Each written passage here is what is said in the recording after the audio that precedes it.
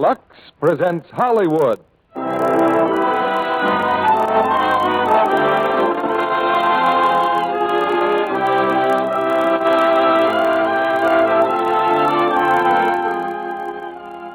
The Lux Radio Theater brings you Don Ameche, Francis D., and Walter Brennan in Happy Land. Ladies and gentlemen, your producer, Mr. Cecil B. DeMille.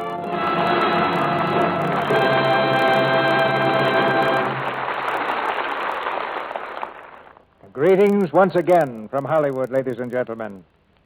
Along the elm-shaded main streets, under the smoking factory chimneys, and across the flat prairies of America, there's now a tie that binds us all closer together.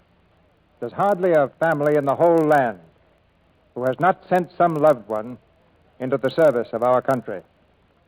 To all such Americans has come a tribute in the form of a book and later a distinguished motion picture. The book was Happy Land by MacKinlay Kantor, and the screen version was made by 20th Century Fox Studio. Tonight in our radio production, we'll have the same two stars who brought Happy Land to life on the screen, Don Ameche and Francis D. And with them, one of the finest character actors of our day, Walter Brennan. Happy Land is America at its best. The people are your neighbors and mine, and their courage is the courage that will see us through to the end. I've been doing a little traveling these past 2 weeks, and everywhere that I met and talked to people, it was impressed on me again and again how much the Lux Radio Theater means to this audience. I know now, though I never had any doubts, that you really appreciate what Lux Toilet Soap is doing in presenting the finest artists of the theater in fine drama each Monday night. I brought back a pocketful of penciled notes on plays you'd like to hear. Happy Land is one of them. So, of course, we set that several weeks ago. And I also brought back some mental notes on what you think of our product. Lux Toilet Soap, it seems, is high on the hit parade, everywhere, from Washington City to Washington State. And in hundreds of cities and towns, the curtain rises now for the first act of Happy Land, starring Don Ameche as Lew Marsh, Francis D. as Agnes, and Walter Brennan as Grandpa.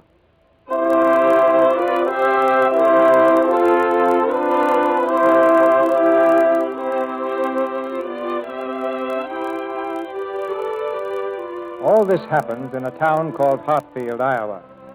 Don't feel uncomfortable if you've never heard of it. Few people have. If Hartfield were distinguished for anything, it readily could be for its complete lack of anything to be distinguished about. It's just a nice little town whose moderately happy citizens go about their business of being moderately prosperous, without the aid of cocktail bars or traffic jams or... Hey, say there just a minute, son. Who are you? Grandpa Marsh.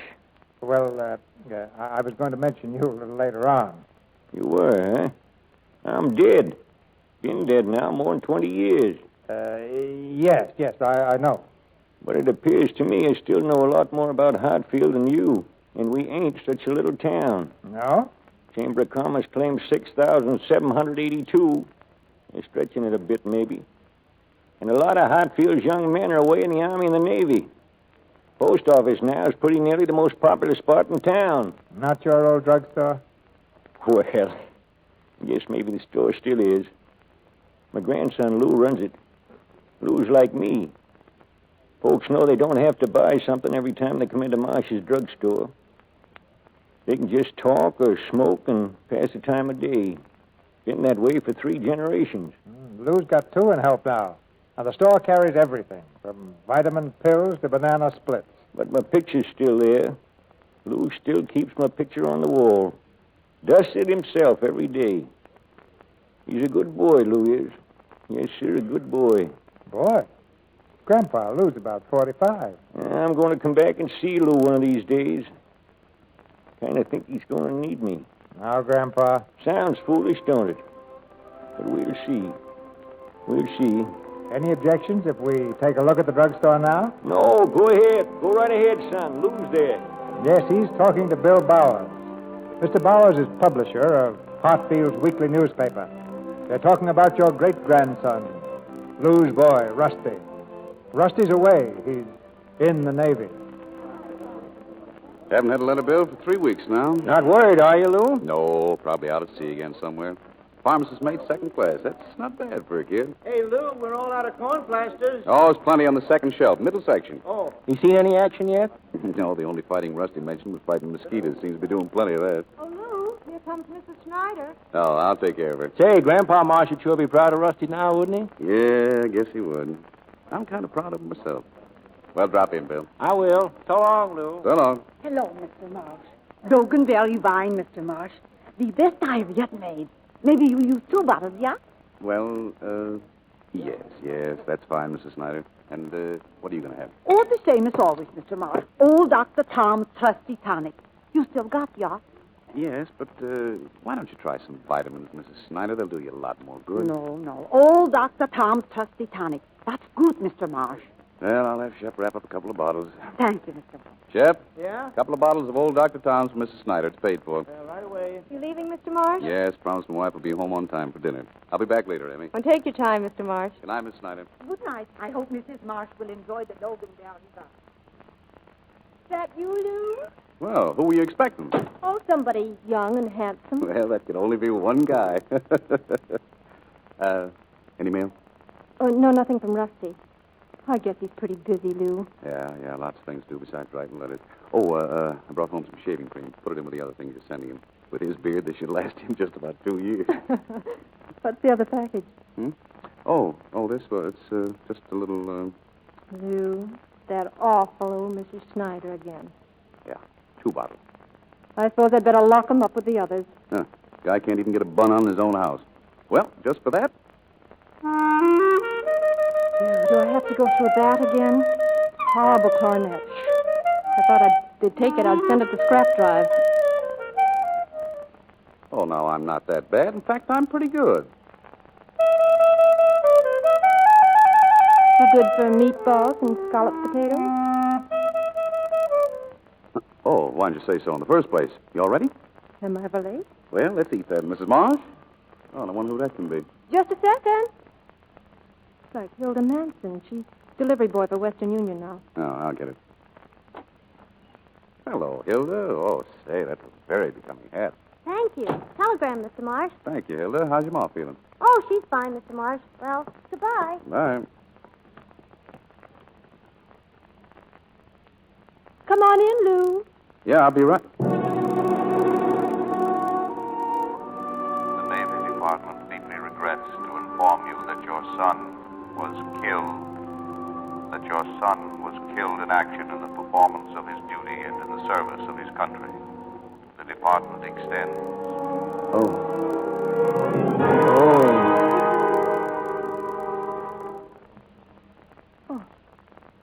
Good morning, Mr. Wood. Hello, Agnes. How good of you to come. I wondered if you and Lou were coming to church this morning. I'd like to, but... How are you feeling, my dear? Oh, I'm all right. But Lou... Do you think he might let me talk to him? Oh, if he only would. I know it would help. He's here? He hasn't left the house for more than a week. Spends most of his time in the backyard garden. He's there now. I have a few minutes before church. I'll try again. Maybe I'll have better luck this time. Hello, Lou. Well, nice and comfortable out here. Mr. Wood? Mind if I sit down, Lou? What? Lou, you've got to get hold of yourself. You'll be late for services, Mr. Wood. Lou, I've been your minister and your friend for a good many years. I can't sit by and watch this happening to you. You don't have to watch. Lou, if there's one thing I've learned, it's that suffering and pain are part of life. We've got to accept them. I don't know what you're talking about. But I do know this. No amount of beautiful words can ever bring Rusty back. He's never coming back. Rusty died for his country. That's a privilege not reserved for many of us. Rusty's country. What was Rusty's country? What did he know about it? 21 years old, kid. What did he know about life? He never had a chance to live. Never went anyplace. Just a boy living at home, going to school, working for his father. He never owned his own home. Never had a boy of his own to worry about or what to make a scooter for. Just isn't right. I don't know if I can answer that, Lou, but I'd like to try. Would you let me? If you don't mind, Mr. Wood, I'd just like to be here alone. All right, Lou. I'd like to come back, though. Yes, come back some other time. Try to get hold of yourself.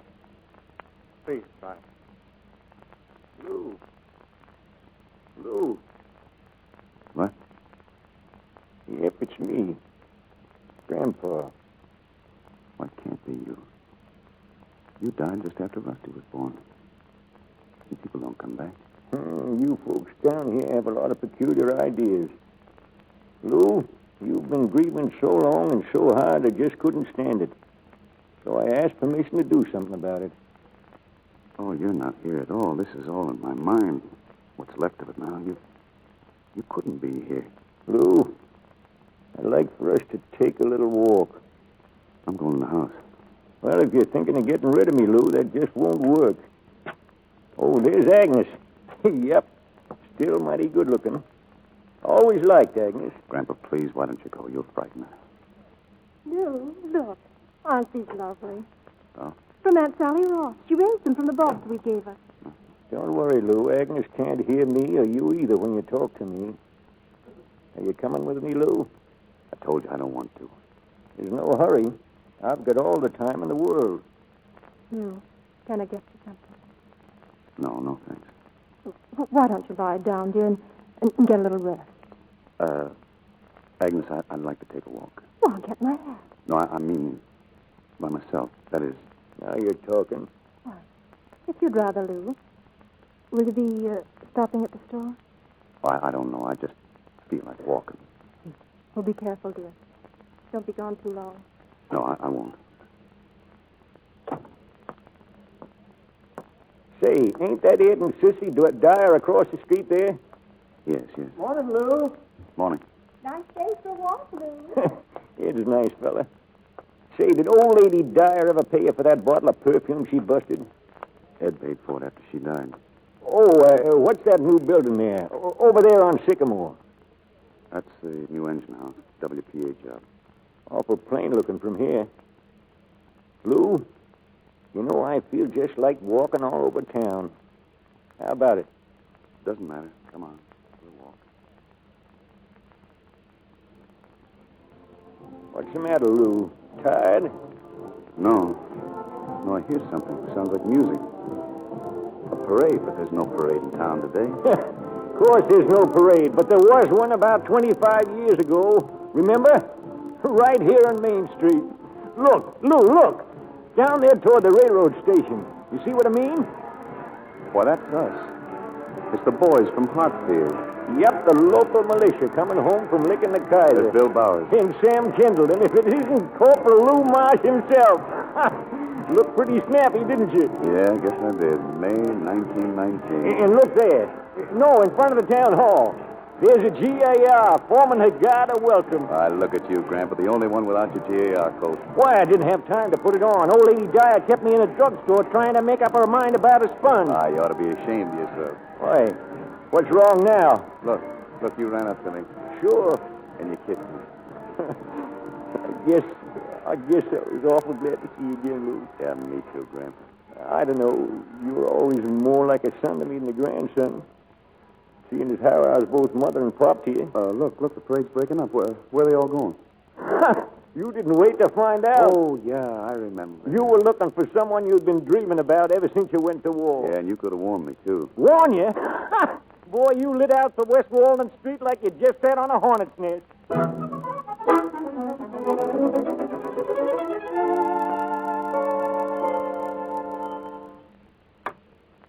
Yeah? Where's Velma? Who wants to know, soldier? I want to know. Tell her Lew Marsh is back. She's tied up. Well, that's all right. It's me, Lew Marsh. What's wrong with your eyes? My eyes? Can't you see? The Marines have landed and have the situation well in hand. But Forget it, soldier. Me and Velma got married last month. Married? Hope you don't mind. Oh, no, not at all. Who is it, honey?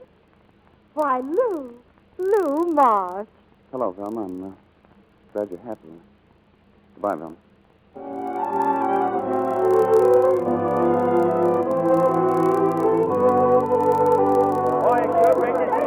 It's wonderful seeing you all again. And thanks a lot. See you tomorrow, Lou. Yeah, tomorrow night, Charlie. You watch it, tell him. Yeah. Well, thanks again. Bye. Goodbye. Well, Grandpa, I see you still got my apron on the same old hook. Sure, Lou, but you can't work on your first day home. Yeah, you seem pretty busy. Let 'em wait. Hey, I got a surprise for you. Yeah, so did Velma. Yeah, but this isn't her husband. Look. Oh, gee, Grandpa, a clarinet. Just cast your eyes on that silver nameplate. Lew Marsh. Oh, gee, this is a pit. Thanks, Grandpa. Mr. Marsh, if you please. I'll take care of her, Grandpa. No, I want to insult her. You get over there to the ice cream counter. A girl's been waiting there. Yes, miss?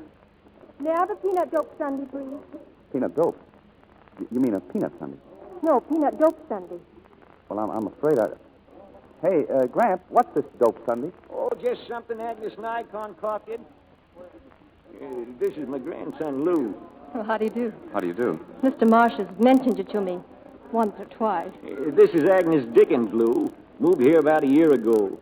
Agnes and I are pretty thick. Tell him how we put a masterpiece together, Agnes. Mr. Marsh. Keep your shirt on, Matty. I'm coming. Well, it starts out just like an ordinary sundae, vanilla ice cream. Mm-hmm. And then you put some of that peanut butter sauce on the top. This stuff? Mm-hmm. And then some marshmallow. Yeah. And then you sprinkle some of those chopped peanuts over the top of it. All right. And then a little dab of whipped cream. And then you eat it? Oh, yes, it's wonderful. Dare you to try one. I managed to live through the Argonne Forest, but a peanut dope Hey, it does look good, doesn't it? Yeah, I think I'll have one, too. Yep. That's how you met Agnes, Lou. That Sunday was full of peanuts and dynamite. You and Agnes got married about a year later. Yes, and then the year after that... I left you in the hospital, walking the floor. Agnes was having a pretty hard time. So was I. And I was only an expectant great-grandfather. I remember I went home about 2 o'clock. It was raining awful hard, and at 3 o'clock, the phone woke me up. Hello, Lou? That you, Lou? Oh, Mrs. Mitchell. Huh? Well, sure. Oh, I'm sorry to hear she's so sick. I'll hustle right down to the store and put it up for you. Yes, ma'am. Right away.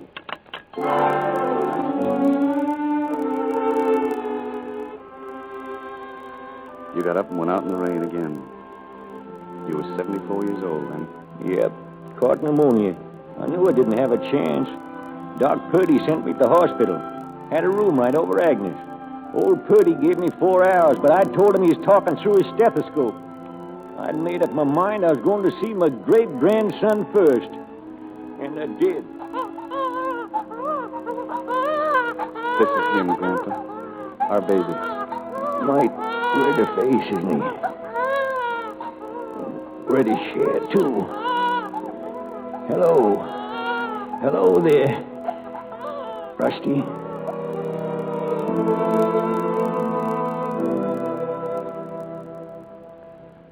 That was the last word you said, Rusty. I don't know if there was any better word to say at the time or now either, Lou. Well, say, look where we walked. We walked clear out of town. Yep. To the cemetery. There's my grave. Yeah, I remember where you wanted it, Grandpa. It's fine, Lou. The headstone's a wonderful piece of granite. Must have set you back considerable. You've come here often, Lou. And for that, I thank you. Agnes, too. And Rusty. Rusty. He was such a little boy when you brought him here first. Yeah, he wanted to come. He wanted to carry the flowers. Rusty, bring Mom another bunch of flowers from the basket, hmm? These ones, Mama? Yes, those are fine. Papa, there's an American flag growing where Grandpa is. Why, sure, Rusty. Once Grandpa fought for that flag. That's why it's here. Oh. Papa, Yes? why is the flag growing where Grandpa is? And now pay attention, Rusty. I just told you why. Oh. Will you have a flag like Grandpa when you live here? Oh, you bet I will. I'll have a dandy one. I want one. Well, by that time, maybe you will. Lew, Don't say such things. No, honey, you're not going to have a flag. There aren't going to be any more wars. Yeah, I guess you're right.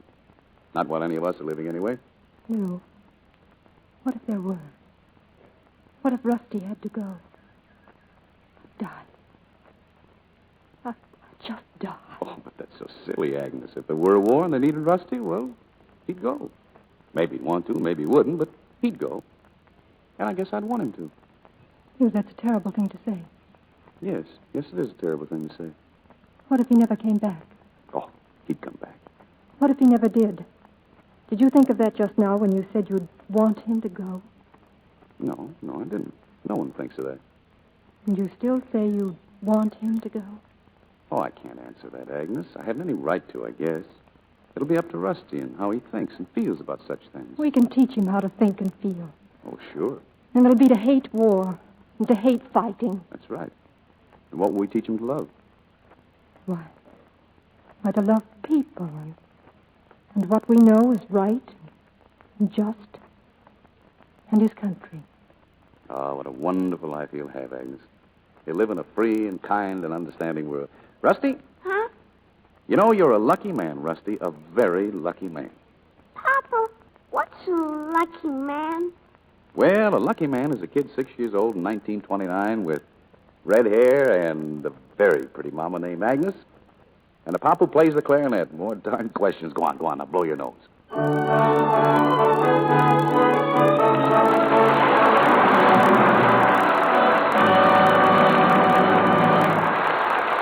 During this brief intermission, before Mr. DeMille presents Don Ameche, Francis D., and Walter Brennan in Act Two of Happy Land, here's Libby Collins, our Hollywood reporter.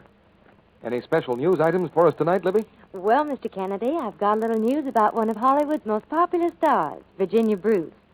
Did you know she's running a small ranch these days? That lovely, fragile-looking girl, Libby? It's hard to get farm help, you know. So Virginia has pitched in herself. She feeds the livestock, milks the cows, and even churns butter. Churns butter? Say, Libby, that sounds like a useful accomplishment for anyone to have right now. Oh, if you can get the cream, Mr. Kennedy. But seriously, Virginia's working hard, and looking very beautiful, too. She tells us she's as faithful as ever about her daily Lux Soap facials, and very grateful for such a quick, easy beauty care. Well, I couldn't imagine a lovelier example of a real Lux complexion than Virginia's. No, she's famous for her exquisite skin. And here's the way she cares for it. Every day she takes an active lather beauty facial. Virginia says, "A Lux girl? You bet I am. It's a real beauty care.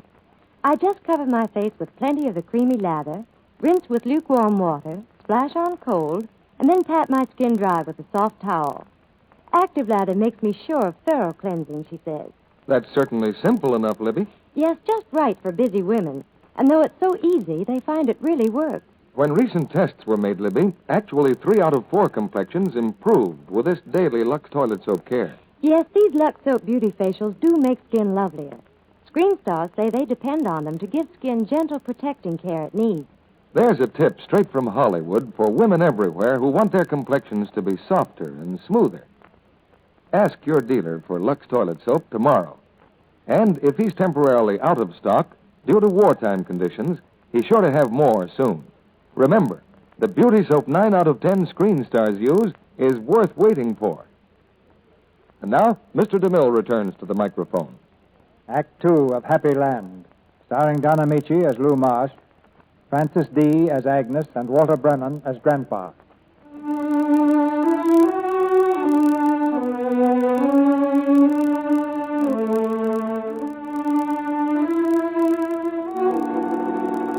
The Navy Department deeply regrets to inform you. Telegram, Mr. Marsh. Killed in action. Your son killed in action. Telegram, Mr. Marsh. 21 years old, a kid. Never had a chance to live. You've been grieving so long, Lou. I just couldn't stand it. Grandpa. No, you're not here at all. It's all on my mind. A little walk, Lou. I'd like for us to take a little walk.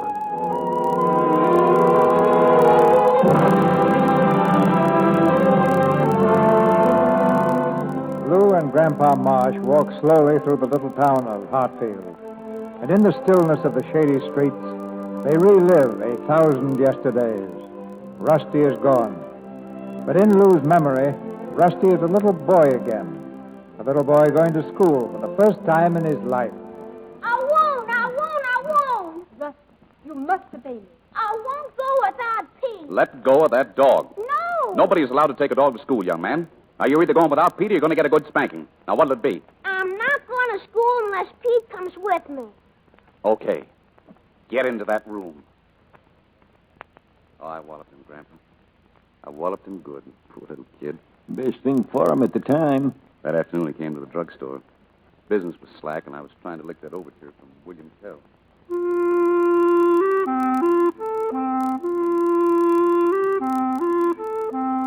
Papa. Now, you wait just a minute.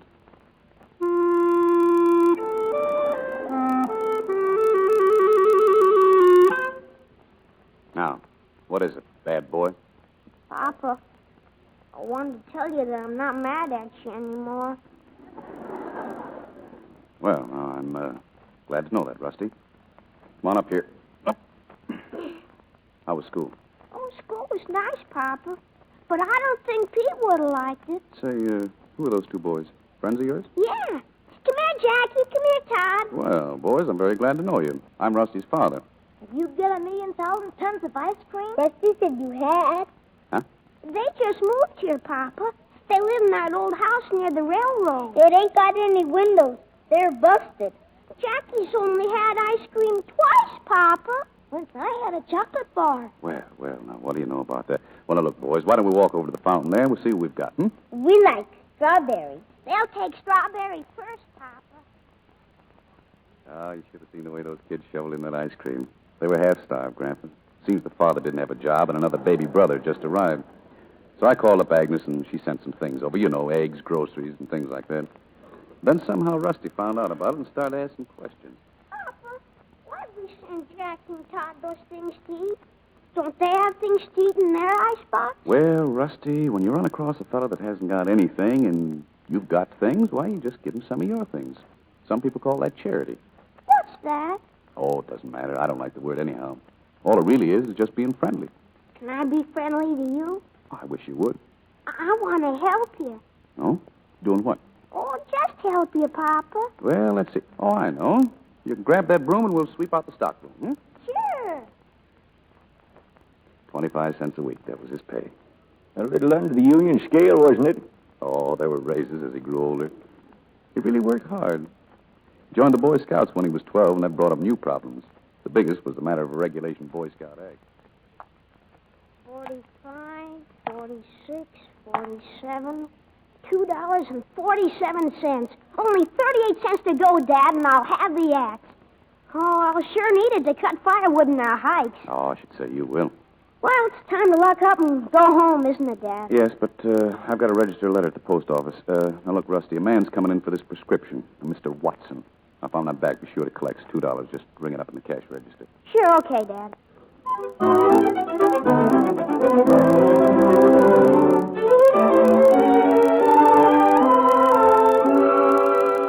He said he'd have it ready, son. The name's Watson. Yes, sir. It'll be $2, Mr. Watson. Sonny, I got 35 cents. That's all I got. But the manager said I was to get cash. Maybe you better let me have that back. My wife's needing that medicine pretty bad. I was thinking maybe the manager wouldn't mind if you trusted me for the other $1.65. Well, I don't know. I'll get some work maybe tomorrow, and I'll bring it in, honest. Oh. Well, I guess it'll be all right with the manager. Here. God bless you, son. Gosh. Oh, gosh. I've done it anyway. Rusty never said a word about using his axe money to pay for Watson's prescription. 2 days later, Watson came in. I found out. Rusty wasn't there at the time. I'm glad he wasn't. I bawled like a kid. And then rushed out and bought him his axe. Oh, sure. Oh, he grew up so fast, Grandpa, so fast. Became something of a football player, didn't he? Well, he seemed to be better in track. He came in second to state meet. Tired. All the time, though, he kept working at the store. He kept going to church, too, pretty regularly. Never showed signs of becoming a missionary, but he liked the young people's meetings Sunday night. For more reasons than one.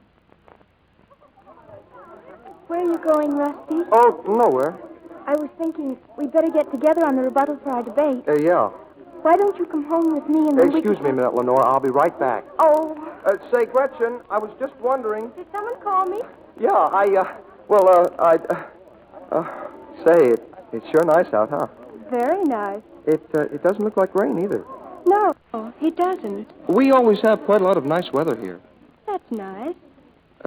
Did you like the meeting? Pardon me. My name's Rusty Marsh. Yes, I know. You do? Look, would you... Can I... I mean, may I walk home with you, Gretchen? Why, that'd be awfully nice, Rusty. Oh, gee. Thanks. Rusty? Oh, well, good night, Lenore. I'll probably see you in school tomorrow. Probably. It hit him like a 10-ton truck. Yes, Rusty had it bad. I always thought he'd fall for Lenore, but Gretchen Berry turned out to be quite a girl. A few nights later, Agnes and I were playing cards, and Rusty came home about 11:30. His face smeared with the reddest lipstick you ever saw. Aren't you coming in, Rusty? Just hanging up my coat. Did you see his face? Lipstick. Yeah, I think we'd better find out about this. Shh, don't tease him now. Hello, Mom, Pop. Nice time, Rusty? Oh, swell. It was, huh? Wonderful. Oh, aren't you going to kiss me goodnight? Oh, sure. That's better. Wake you at the usual time? Yeah, please. Oh, Agnes, now look what you did. What? Lipstick all over the boy's face. Oh, Rusty, I'm so sorry. Dad brought home some new lipstick samples. That's okay. I'll wash it off. Good night. Good night, Rusty. Now, aren't you the smart one? If he comes home again like that, he won't get off so easy. Gretchen Berry. She seems sort of sophisticated for Rusty. I suppose we don't dare say anything. No, not if we want to stay on speaking terms with him. He sure looked goofy, didn't he? Did you ever get a look at yourself when you were courting me? I courting you? I didn't have a chance. I was hooked.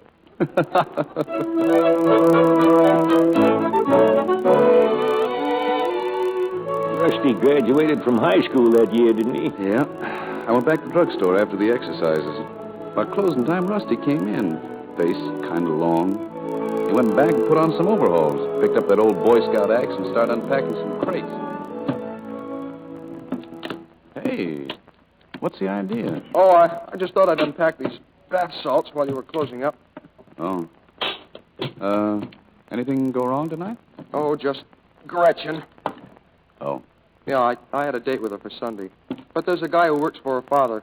He's about 25, and he's got a Buick convertible. Oh, he has, huh? He asked her to go to Des Moines with him, have dinner there, and a show. Well, you can take the Ford. Mom and I won't be using it, and if you'd like... No, Dad. If she wants to go with that guy, she can darn well go. Oh, hey, look. Look what I just did. Well, I guess that axe is going to have a new handle. Say, Rusty, Mrs. Snyder was in before and left this bottle of Loganberry wine. What do you say we get good and drunk, huh? Dad. Would you like one glass, Rusty? Oh, would you? You know, somehow I think this is just the right moment for you and me to have a glass of Loganberry wine. Me too. You were pretty proud of Rusty right then, weren't you? Yeah, I think he knew it too, Grandpa. And he was just as proud. Well, here's your glass, Dad. Thanks. Well, here's to you, Rusty. Oh, here's to us, Dad. So Gretchen rolled out of his life in a Buick convertible. Yes, but he never had much trouble finding other pretty girls. Yeah, for a long time, though, he didn't have much to do with any of them. No, till that day when he and I took Agnes to the railroad station. Agnes was taking the train to Omaha, visiting her folks. Now, don't forget to keep the icebox door shut tight. And be sure and turn the gas off in the oven. And, what's the use? I suppose I'll find everything in a mess when I get back. Oh, we won't be home much. Rusty and I are going on a bath. Yeah, we might use the old shack to throw a couple of wild parties in, Mom, but we'll try not to bust up all your best chapmen. Just you dare. Hello, Mrs. Marsh. Why, Lenore, where did you come from? Just came back from Chicago. Hello, Mr. Marsh. Hello, Lenore. Rusty. Hi, Lenore. Lenore, how nice you look. Why, thank you, Mrs. Marsh. Oh, goodbye, my boys. Now, don't stay up too late and don't drive too fast. We won't. Have a good time, dear. Hurry back, because I might miss you. Goodbye, Mom. Goodbye, darling. Don't go talking to any strange men now. Goodbye. Goodbye. And you write to us here every day. I will. Bye. Gosh. Yeah, gosh. Well, Let's get on back. Goodbye, Mom. Oh, Lenore, can we give you a lift home? Thanks, but Father's coming to pick me up. Well, what have you been doing all summer? Oh, just visiting my Aunt Peggy? Can I give you a ring sometime? Of course, Rusty, if you'd like. Oh, there's Father. Well, goodbye. Here I am, Father. Can you imagine that? Imagine what? Lenore, how can anybody change so fast? Oh, I don't know. Pretty dress, cute hat, but I think she's the same old Lenore, Rusty. Same old pain in the neck. Huh? Oh, yeah. Yeah, sure. And that was Lenore's entrance into his life. Oh, Rusty'd known her for years, but that was really her entrance. He saw her pretty nearly every day after that. Sometimes they'd go out alone or with the rest of their gang, and quite often the whole lot of them would come to the house. They'd play badminton, and then we'd bring out the radio, and they'd dance on the court, and Agnes would always have quite a spread ready for them out there in the backyard. Come on. Food's ready. Food. Sandwiches over here, boys. Chicken, ham, cheese. Chicken sandwich, Tom? Did you say chicken, Mrs. Marsh? Here you are. You know, Mrs. Marsh, you're my dream girl. Why, certainly. And anytime those Marsh guys don't treat you right, you I'll just... come right over. Hey, where are you going? To make the coffee. You sit down right here. I'll make it. And ruin my new percolator. I can't very much. We interrupt this program of dance music to bring you a late news bulletin.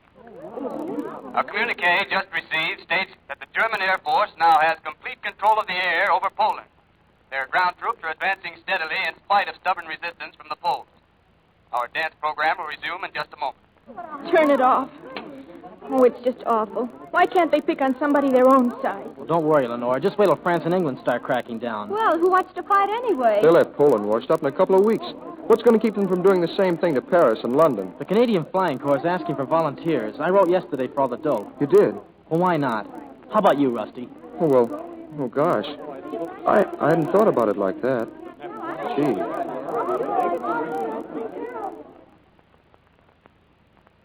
Todd Gramlich joined up. Went to Canada. The kid who had a chocolate bar once and lived in a house without any windows. Killed in the Battle of Britain. Well, how'd you know? Aren't you forgetting something, Lou? I get around. I thought Rusty would want to join up with Todd, but he didn't, did he? See, I don't think I'd make such a good pilot, Dad. Well, then, what about college? Well, I've been thinking, Pop. Maybe I won't want to go to college either. Look, I've been of some help to you in the store, haven't I? Oh, maybe a little. Say, I'd have had to hire 2 extra clerks to do all you've done. Well, then look, Pop. Why don't I go down to Des Moines to the School of Pharmacy and qualify for my license? If the war stops, then I'll be all set to do some real good for the store and for myself, too.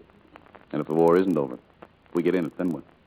Well, I guess I'd be a lot more useful as a technician, even in pharmacy, than I'd be as just another recruit without any trade. Well, what do you say, Dad? Well, I say we'd better go and talk to Mom. Then we better sit down and write a letter to that School of Pharmacy.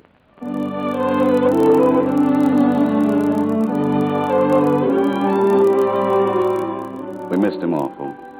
But he'd get back for weekends now and then, and he was doing so well in school. Better grades than you got, Lou. Yes, I know. And then one Sunday morning, I was watering the front lawn. He and Lenore were in back, but I could hear them. Why weren't you at the station to meet me yesterday? I just forgot all about it. I bet you did. You didn't sleep a wink all night just waiting for me. Oh, your ego is still holding up nicely, I see. Rusty, I'm so glad you're back. No. Kiss? Oh, well. Oh, my forehead. She kisses me on my forehead. That's the kind of a welcome home I get. Look, honey, I got to talk to Pop for a minute. You mind? Terribly. You're right, Dad. Lawn's kind of droopy, Rusty. Looks like a gopher's been at work. Yeah, it does. Look, Pop, I might as well get right to the point. Oh, sure. Let me turn this water off. Pop, I know we're not in the war yet, but, well, they've started drafting guys, and I figure what's the use waiting? Okay, Rusty. What's it going to be? Army, Navy, or Marines?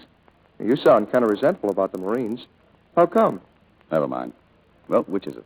Well, I guess I always did want to ride around on the ocean. Well, then join the Navy and ride around on a lot of oceans. Yeah. I wonder if I'll get seasick. Well, in the last war, I only got seasick twice. Once going over, once coming back. Go on and tell your mother. Go on. Tell her you joined in the Navy. He looked real good in his uniform, Lou. You know, sailor uniforms haven't changed much since the Civil War. Yeah, he looked fine. He had to leave a few days before Thanksgiving. We met him at the station, Agnes, me, and Lenore. Look at him. Just look at him. Yeah, fine sailor. Never even saw the ocean. Don't you worry. One of these days I'll have stripes on my sleeve. You'll see. Pharmacist mate. You're fine just the way you are. Well, what's the matter with you, Lenore? Say something. Rusty, Don't I look real cute? Doesn't this kind of get you? so much so that I can't talk. Well, now what are we standing around here for? Come on, let's get on home. Here, I'll take you back, Rusty.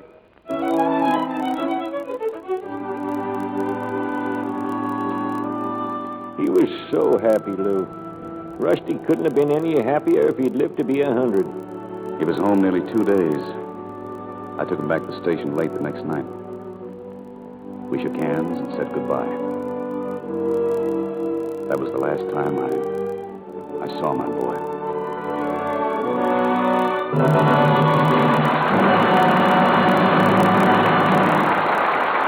We pause now for station identification. This is CBS, the Columbia Broadcasting System.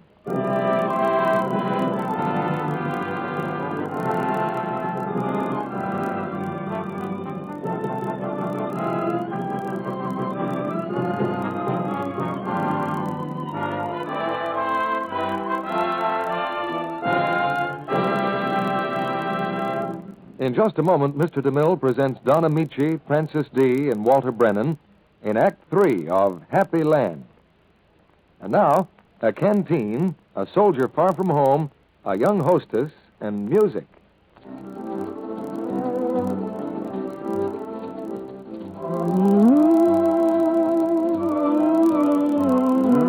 What a dancer you turned out to be. You're smooth. Why, thank you, Sarge. You're not so bad yourself. A guy couldn't be bad, not with music like that, and a girl like you. Now, there's a girl who has what every woman wants to have and ought to have. The kind of charm that makes men say, a girl like you. Girls who have this kind of charm are often not exactly pretty, but, well, let our heroine speak for herself. Well, I decided long ago to take the Screen Stars tip and use my complexion soap, Lux Toilet Soap, for my daily bath soap, too. It's a wonderful way to protect daintiness and make sure of skin that's always fresh and sweet. I'm on a defense job now, and there's many an evening I have that all-in feeling.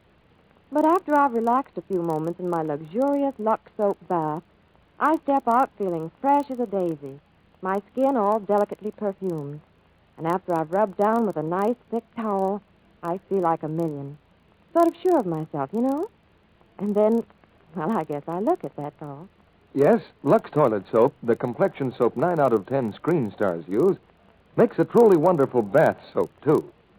You'll find the whole family agrees on that. They'll love the rich, instant lather Lux Soap gives, even in hard water. So, put Lux Toilet Soap on your shopping list tomorrow.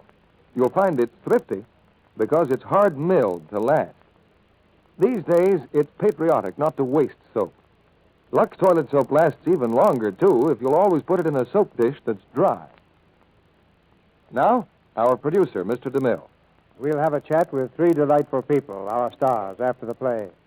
But now the curtain rises on the third act of Happy Land, starring Don Ameche, Francis D., and Walter Brennan.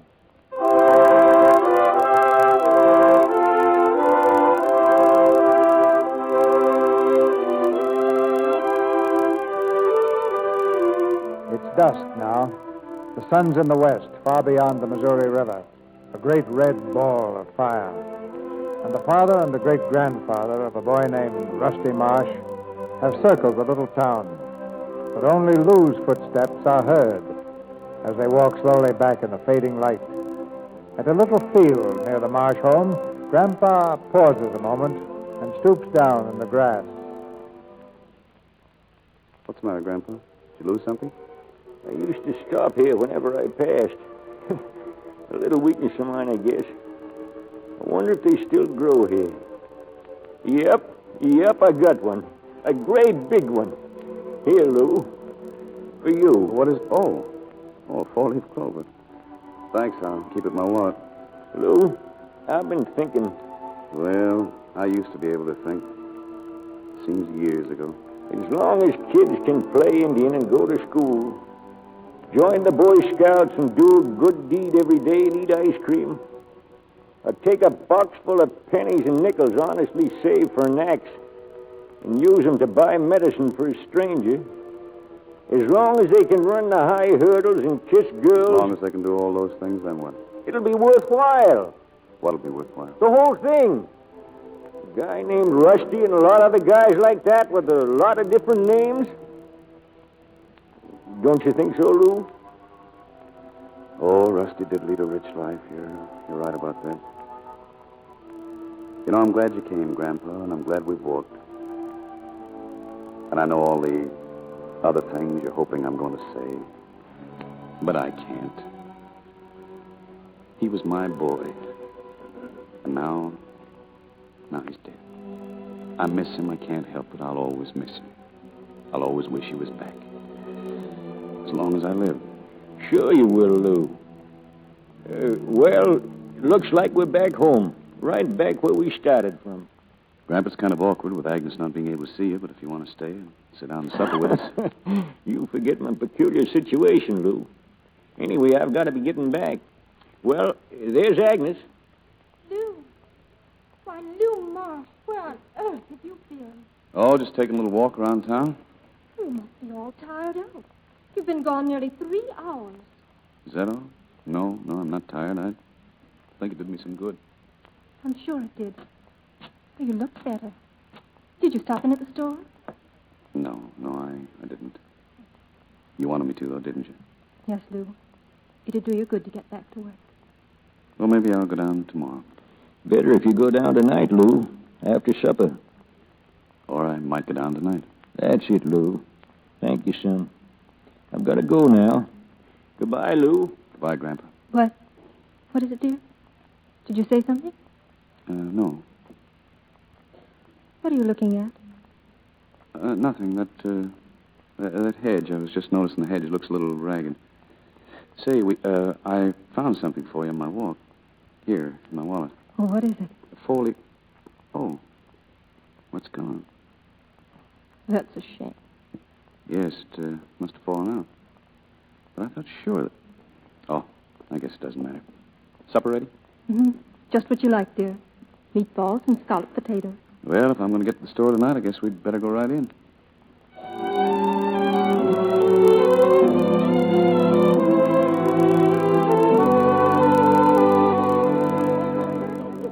Mr. Marsh. Well. Oh, Mr. Marsh, it's so nice to see you back in the store again. Thanks. How things been going? Oh, just fine, Mr. Marsh. Been pretty busy. Excuse me a minute. Are you going to stay a while, Mr. Marsh? Yes, I'll stay a while, Emmy.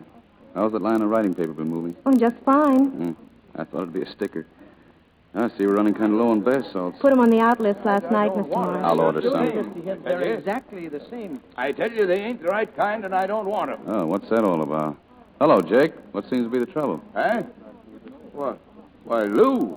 Well, hello, Lew. It's these bile pills, Mr. Marsh. Yeah, for 8 years I've been coming to you, Lew, for my bile pills. For 8 years you sold me white ones. He's trying to make me take these here pink-colored ones. Well, Jake, we had to get those pills from a new firm, and I guess they just don't like white. Color's only a trademark anyhow. The ingredients are just the same. Oh, well, you say so, Lew. Okay, I'll take them. Yeah, kind of missed you around here, Lew.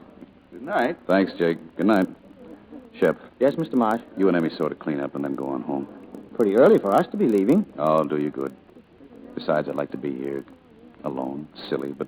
Well, sure, Mr. Marsh. Be in the morning? Yes, I'll be in. Well, I'll go tell Emmy to hustle up. All right.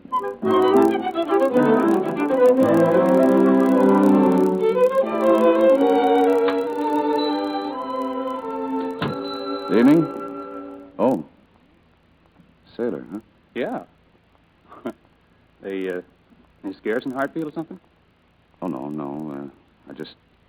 You're Mr. Marsh? Yes. I'm Anton Cabrick. Tony. Oh. Oh, I thought maybe Rusty had mentioned me in some of his letters. So you're Tony, hmm? Yes, sir. Well, what do you know? Sure, Rusty mentioned you in almost every letter. Mentioned Chicago. That's your home, isn't it? Yes, sir. Such a home as I got. Been on my own since I was 16. Well. If you'll excuse me, I'll lock the door. Store's closed. I thought I had locked it. Oh, if you're leaving, well, I can come back tomorrow. No. I just don't want anyone to interrupt us. Nasty people like customers. Ah, this is some drugstore. Looks kind of familiar, too. Or maybe Rusty told you. I used to jerk sodas once in Chicago. Oh, you got a swell fountain there, Mr. Marsh. Oh, say, let me help you finish what you're doing. Oh, it's nothing. I'm just getting some more stock up on the shelves. What's this? Old Dr. Tom's Trusty Tonic. Any good? No. Look, this can wait. How about a cigar? Oh, I wouldn't mind. You like this kind? Oh, say. I don't very often smoke cigars. Cigarettes usually. You know how it is. Well, this is swell, though. Look, you bound for Chicago? When do you have to leave? Oh, no special time. You see, Mr. Marshall was like this. Rusty and I used to talk about what might happen. See, I haven't got any folks or anything, but Rusty always said if anything happened, to him. He said I ought to come when I got a chance and call on you and his mother. You came in on the 1013 from the west? Yes, sir. When do you have to go back? Oh, I still got the better of 2 weeks. Oh, well, I guess you better call Rusty's mother and tell her we'll be right over. How's that? Oh, that's fine, Mr. Marsh. That's fine.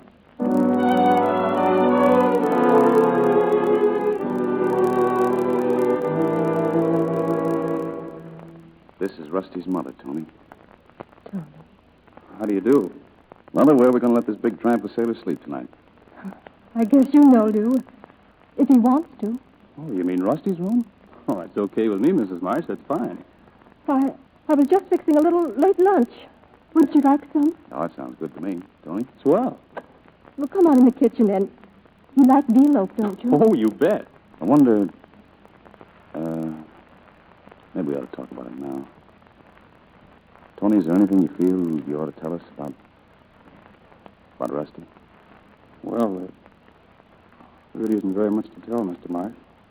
Never is. Happened so quickly. We weren't surprised, but they had a lot more planes than us, and they kept coming over pretty fast. Rusty was down below in sick bay. That was his job, you know. Well, something must have hit us below the waterline. An aerial torpedo, I guess. The last time I saw Rusty, he was coming up from below carrying a fellow that had been hurt. Before he could get upward, another torpedo hit us. I was blown into the water, so I didn't see anything else that happened. If Rusty hadn't been carrying somebody, he made the deck, I guess. That's about all I can tell you. Except that I thought quite a bit of Rusty. I see. I hope you don't think I got a nerve, but I was wondering while I'm here, could I maybe go down to the store with you and sort of help out a little? I don't want any money. It's just that, well, I feel it. Oh, that would be fine, Tony. Wouldn't it, Lew?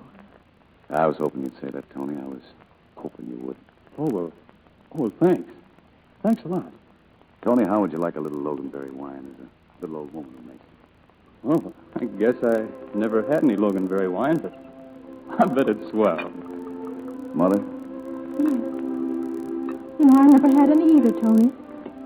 But I'm going to try some. Oh, that's fine. Well, we'll drink to what's in our hearts. Our thankful hearts.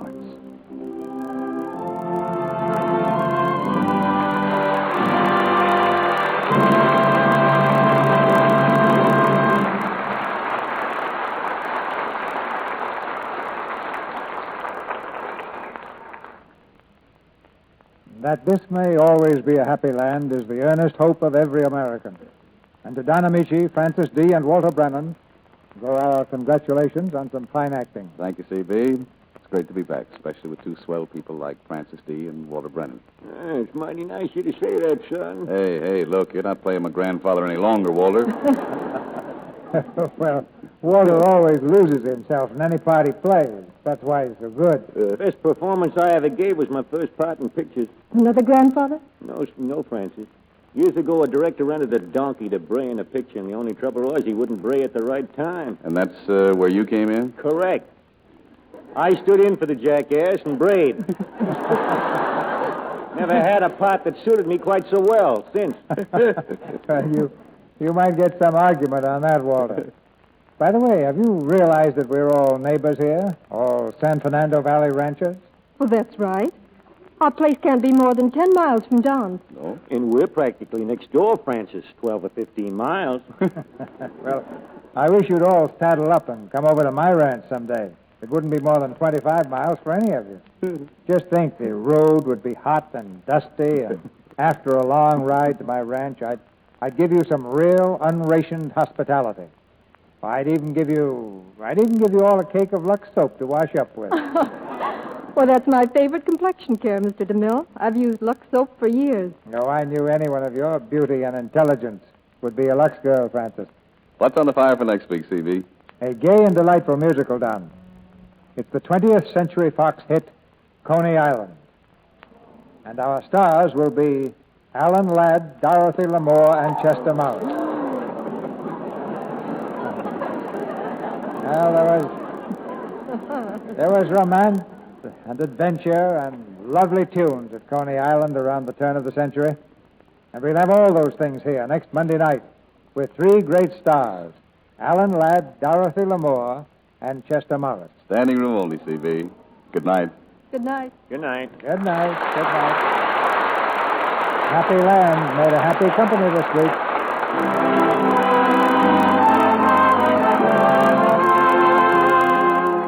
Our sponsors, the makers of Lux Toilet Soap, join me in inviting you to be with us again next Monday night when the Lux Radio Theater presents Alan Ladd, Dorothy Lamour, and Chester Morris in Coney Island.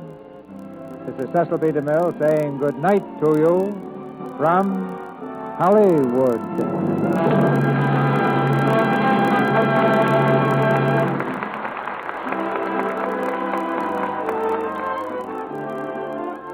Here's a way for housewives to get extra red ration points. For every pound of used kitchen fats you bring into your butcher, he'll give you 4 cents and 2 red ration points. Keep a tin can handy on the back of your stove and pour into it every drop of used fats. No matter how burnt or black they are, they're valuable.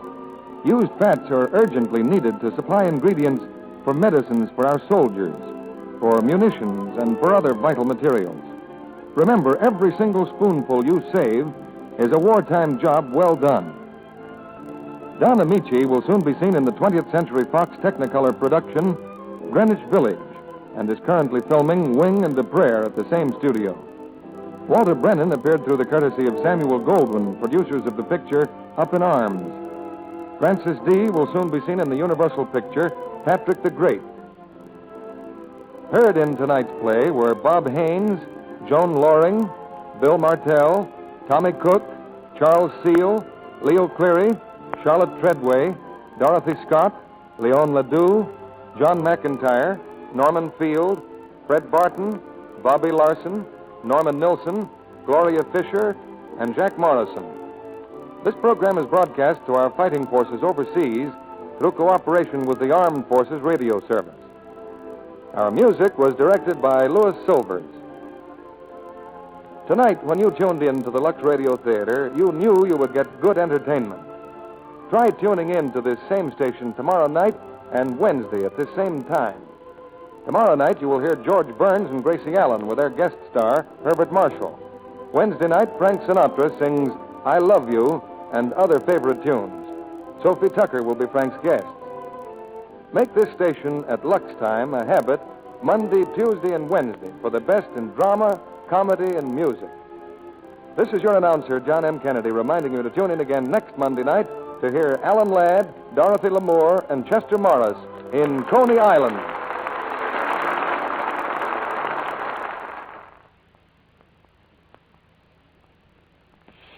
Here's the secret. New Easy Mix Fry Shortening cuts cake mixing time 2/3. No creaming, no long, tiresome beating. And yet you get lighter, better-tasting cakes that stay fresh longer. At your grocer's in the same handy jar, new Easy Mix Spry. Brand for all baking and frying. Buy Spry. This is CBS, the Columbia Broadcasting System.